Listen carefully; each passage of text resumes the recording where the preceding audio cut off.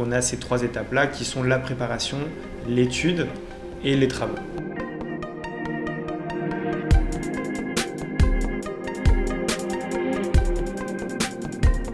Si vous êtes au tout début en train de vous poser des questions simplement sur votre maison individuelle, sur votre appartement, on va essayer de cibler quels seront les travaux principaux prioritaires et donc apporter les solutions maintenant techniques d'isolation, de rénovation, d'équipements performants pour que vous ayez un meilleur confort, un meilleur environnement ou même moins de factures énergétiques aussi, ça c'est assez important. Donc une fois que le diagnostic a été réalisé, c'est-à-dire qu'on a identifié les travaux, les besoins du particulier, on va donc le mettre en relation avec des professionnels. Ces professionnels doivent être maintenant qualifiés, notamment avec le label RGE, reconnu garant de l'environnement, pour ensuite permettre aux particuliers d'obtenir des aides financières. Donc on va avoir des critères qui vont être des critères de revenus, on va avoir des critères qui vont être des caractéristiques techniques, et aussi on va avoir des critères qui vont être sur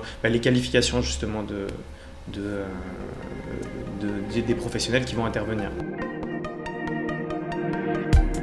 3 catégories, donc on a la subvention qui va être une aide directe. Donc là, on va trouver une aide du département, par exemple, qui s'appelle Provence Éco-Rénov'.